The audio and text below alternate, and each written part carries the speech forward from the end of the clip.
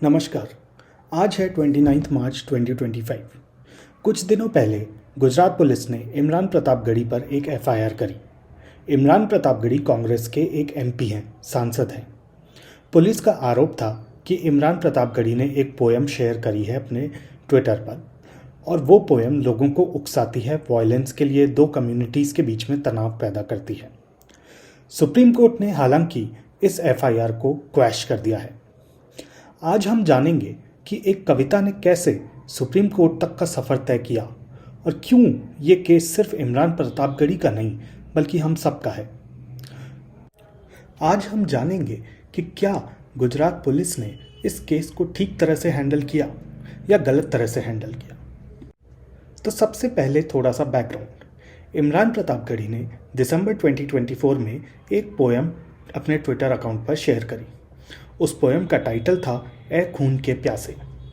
Gujarat police ने उन पर एफआईआर करी ऐसी धाराओं में जो कहती है कि उन्होंने धार्मिक भावनाएं भड़काई या दो कम्युनिटीज़ के बीच में तनाव पैदा किया। और सुप्रीम कोर्ट ने रिसेंटली उस एफआईआर को खारिज कर दिया और कहा कि इस तरह के एक्शन से फ्री स्पीच को खतरा पैदा होता है। आइए समझते हैं कि एक आइडियल वर्ल्ड में पुलिस को इस केस को कैसे हैंडल करना चाहिए था। इसके लिए सबसे पहले हमें समझना होगा कि वो पोयम किस बारे में थी। इस पोयम की दो लाइंस देखिए। ए खून के प्यासे, हम तुम्हें प्यार से जवाब देंगे। सुप्रीम कोर्ट ने कहा कि ये लाइंस वॉयलेंस को नहीं प्रमोट करती बल्कि वॉयलेंस के खिलाफ हैं, लेकिन पुलिस ने इन्हें गलत समझ लिया। सुप्रीम कोर्ट ने उस पोयम को इंटरप्रेट किया और बताया कि वो पोयम अब्यूज़ ऑफ पावर के बारे में है।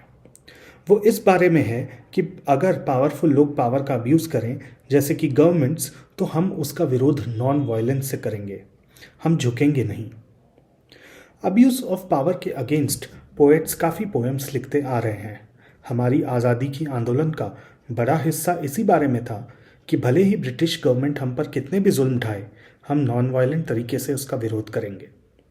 अक्सर गवर्नमेंट्स के पास बहुत पावर होती है, जैसे कि आज के दौर में वो बहुत स्ट्रिक्ट लॉज बना सकते हैं, जैसे यूएपीए है, पीएमएलए है। उनका कंट्रोल होता है सब तरह की एजेंसीज़ के ऊपर, जैसे पुलिस, इनकम टैक्स, ईडी। तो कई बार उस पावर का मिसयूज़ भी हो जाता है और इसी के लिए पोएट्स कई बार इस तरह की पोएम लिखते हैं जो अब्यूज़ ऑफ पावर के अगेंस्ट एक आम आदमी में हिम्मत भर दे। तो आइडियली ऐसे केसेस में पुलिस के पास जब इस तरह की कंप्लेंट आए तो पुलिस को एक प्रिलिमिनरी इंक्वायरी करनी चाहिए, एक बेसिक पूछताछ, जैसे कि हम किसी को ब्लेम करने से पहले दूसरा पक्ष भी सुनते हैं, तो पुलिस को वो करनी चाहिए थी। और अगर उनको उस कंप्लेंट में दम नहीं लगता तो उन्हें एफआईआर रजिस्टर नहीं करनी चाहिए थी। और अगर चलिए मान लीजिए एफआईआर रजिस्टर कर भी ली तो फिर बाद में इन्वेस्टिगेट कर लेते और फिर उन्हें केस में दम नहीं लगता तो भी उस इन्वेस्टिगेशन को क्लोज कर सकते थे, केस को क्लोज कर सकते थे। लेकिन पुलिस ने ऐसा नहीं किया। पुलिस ने एफआईआर भी दर्ज करी, पुलिस ने उसको क्लोज भी नहीं किया और बल्कि चार्जशीट दाखिल करी इमरान के अगेंस्ट और कोशिश करी कि इनको ज़्यादा से ज़्यादा सज़ा दिलवा पाएँ। और ऑफ कोर्स दूसरा एंगल भी सही है। अगर पुलिस के हिसाब से इस केस में दम था, मेरिट था, तो पुलिस को वाकई यही करना चाहिए कि उस इंसान को कोर्ट्स में जाकर ज़्यादा से ज़्यादा सज़ा दिलवाएं। अब सवाल ये आता है कि क्या वाकई इस केस में दम था। हमने पोयम का इंटरप्रिटेशन पढ़ा, सुना जो सुप्रीम कोर्ट ने किया। क्या वाकई पुलिस ने ठीक तरह से इस केस को हैंडल किया? क्या ये फ्रीडम ऑफ स्पीच को दबाने की कोशिश है? इसमें पुलिस के पक्ष में एक तर्क है कि फ्रीडम ऑफ स्पीच इंडिया में एब्सोल्यूट नहीं है, उसमें कई तरह के रिस्ट्रिक्शंस हैं। जैसे कि एक रिस्ट्रिक्शन ये है, आप इस तरह की स्पीच नहीं दे सकते जो दो कम्युनिटीज़ के बीच में तनाव पैदा कर दे या जो बहुत सीरियस थ्रेट हो पब्लिक ऑर्डर के लिए। तो पुलिस को लगा होगा किसी वजह से और पुलिस ने इसलिए इसके अगेंस्ट प्रोसीड किया। हालांकि इसमें पुलिस के अगेंस्ट भी कई तर्क हैं। उनमें एक तर्क ये है कि जैसे हमें सुप्रीम कोर्ट के इंटरप्रिटेशन से पता चलता है, पोएम वाकई किसी वायलेंस को प्रमोट करती ही नहीं थी। उस पोएम के अंदर किसी भी रिलीजियस कम्युनिटी या किसी भी कम्युनिटी का कोई जिक्र ही नहीं था, तो तनाव पैदा करने का तो सवाल ही नहीं पैदा होता। तो शायद पुलिस इसे अगर ठीक से इंटरप्रेट करती तो शायद पुलिस को भी इस केस में दम नहीं नज़र आता।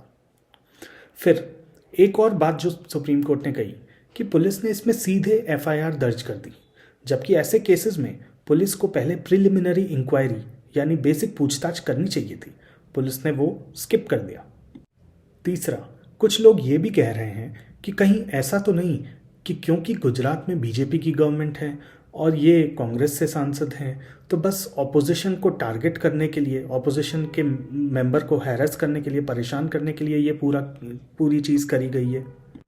कहीं ऐसा तो नहीं कि ऑपोजिशन के मेंबर को हैरेस करने के लिए पावर का मिसयूज़ हुआ है, या कहीं ऐसा तो नहीं कि वो ऑपोजिशन में थे और वो इनडायरेक्टली शायद जो आज की सरकार है उन पर सवाल उठा रहे थे, तो इस चीज़ को लेकर के सरकार ने उन्हें टारगेट किया हो।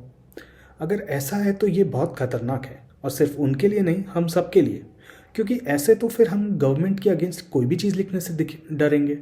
सोचिए कि हमने फेसबुक पर या इंस्टाग्राम पे कुछ पोस्ट डाल दिया या कुछ रील शेयर कर दी जिससे किसी की भावनाएं आहत नहीं होती, जिससे कोई वायलेंस नहीं प्रमोट होता, लेकिन बस सरकार का क्रिटिसिज्म है या आलोचना है, और ऐसे में पुलिस हमारे घर आ जाए तो क्या हमें डर होना चाहिए कि हम गवर्नमेंट्स के क्रिटिसिज्म नहीं कर सकें, गवर्नमेंट के खिलाफ कुछ बोल नहीं सकें?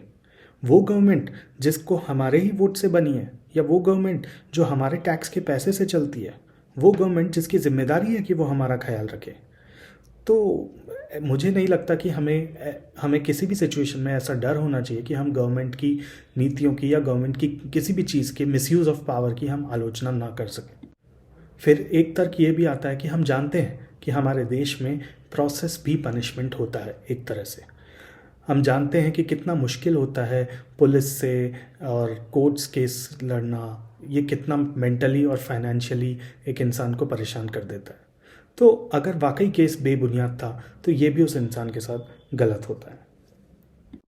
फिर एक तर्क ये है कि वाकई अगर पुलिस को समझ थी कि इस केस में दम नहीं है और फिर भी उन्होंने परसू किया इस केस को, मतलब कि उस पर एफआईआर लिखी, इन्वेस्टिगेशन किया, चार्जशीट बनाई, कोर्ट्स में गए, हाई कोर्ट में गए, सुप्रीम कोर्ट में गए, तो सोचिए हमारा कितना टैक्स के रिसोर्सेज वेस्ट हो रहे हैं। हमारा पैसा पुलिस में, कोर्ट्स में, कोर्ट सरकार के वकीलों में कितना वेस्ट हो रहा है। और शायद यही रिसोर्सेज, यही पुलिस वाले लोग, यही कोर्ट्स का टाइम कहीं जेन्युइन जो क्राइम्स हुए हैं उनमें न्याय दिलाने के लिए यूज़ होता तो शायद ज़्यादा बेहतर होता। क्या हम नहीं चाहते कि सरकार हमारे रिसोर्सेज को, हमारे टैक्स के पैसे को एफिशिएंटली यूज़ करे, ना कि सिर्फ अपने ऑपोजिशन को परेशान करने के लिए? तो ओवरऑल इस सिचुएशन की जिम्मेदारी क्या है, अगर किसकी है? अगर हमें लगता है कि भाई इसमें कुछ गलत नहीं किया पुलिस ने, जब तो खैर कोई बात ही नहीं है, बट अगर कुछ हमें लगता है कि ये गलत किया है तो ये जिम्मेदारी बनती है गुजरात सरकार की, जो क्योंकि गुजरात पुलिस उनके अंडर में आती है। इस समय गुजरात में बीजेपी की सरकार है। अब इसमें कुछ लोगों के मन में सवाल आ सकता है कि भाई और भी सरकारें ऐसा करती होंगी, तो फिर हाँ हो सकता है, बट किसी और की गलती से ये गलती ठीक नहीं हो जाती, और हर इंसान के पास इतने रिसोर्सेज नहीं है कि वो सारी गलतियों पर बोल सके। एक और सवाल आ सकता है कि अभी भी तो लोग गवर्नमेंट के अगेंस्ट बोलते हैं, तो ऐसा क्या फ्री स्पीच को थ्रेट हो गया? हम इस केस में स्पेसिफिक पे बात कर रहे हैं, और इस पक्ष के स्ट्रॉन्ग तर्क मौजूद हैं कि शायद यहाँ पर थोड़ा सा अब्यूज़ ऑफ पावर हुआ है और फ्री स्पीच को थ्रेटन किया गया है, और सारे केसेस में नहीं किया, इससे ये गलती सही नहीं हो जाती। तो अगर हम इस वीडियो का कंक्लूजन देखें तो ऐसा हुआ कि एक ऑपोजिशन के एमपी ने, एक सांसद ने एक पोएम ट्वीट करी।